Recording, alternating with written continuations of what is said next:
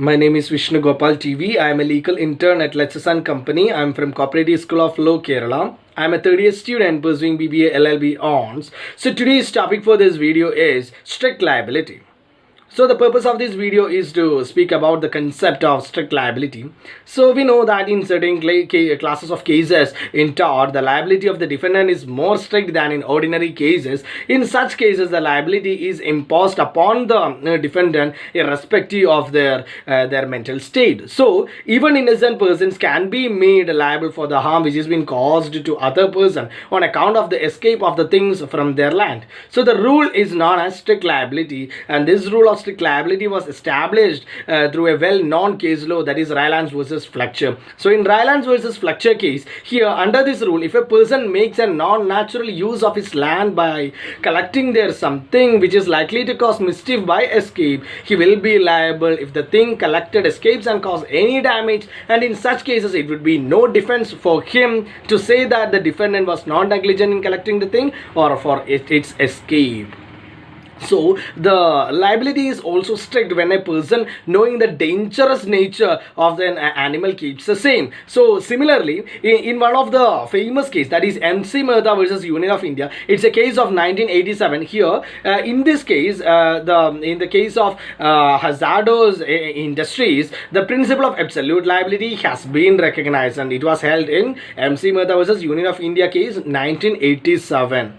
So therefore, in case of application of this rule of strict liability, some dangerous thing must have been brought by a person on his land, and the thing that is brought or kept by a person must escape, and it must be non-natural use of land. And here, for the application of this rule, the collected thing must be a dangerous thing, and that is likely to cause mischief by escape. And it is also essential that the collected thing must escape to an area which is outside the occupation and control of the defendant, and also the use must be non-natural, which means it must be some special use which brings increased danger to others.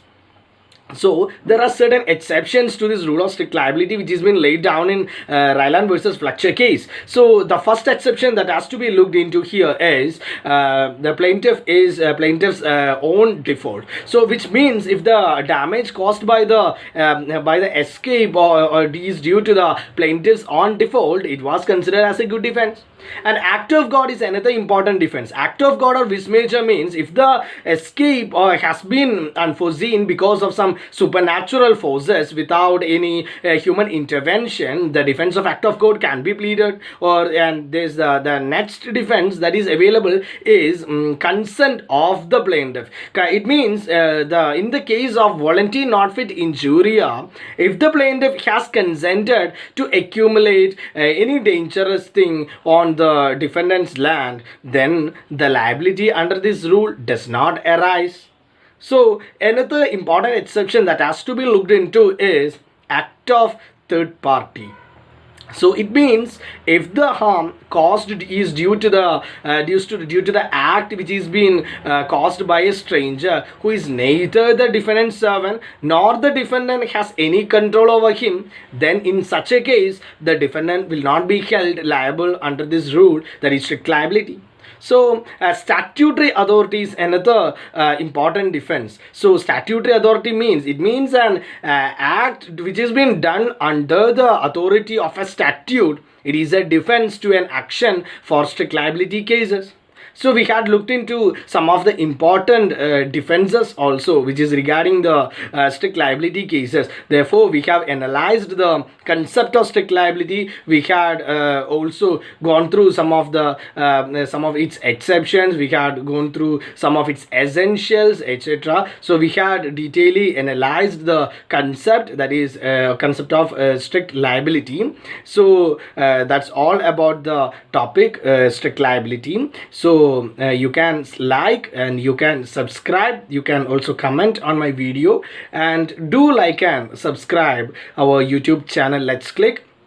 and please give me a feedback regarding this video. And if you have any questions relating to this video, you may please comment that question in the comment box, and I will be replying as soon as possible. And this video does not solicit any types of promotion or advertisement as per the guidelines of Bar Council of India, and the sole purpose of this video is for educational purposes only. So by saying these words, I'm concluding. Thank you.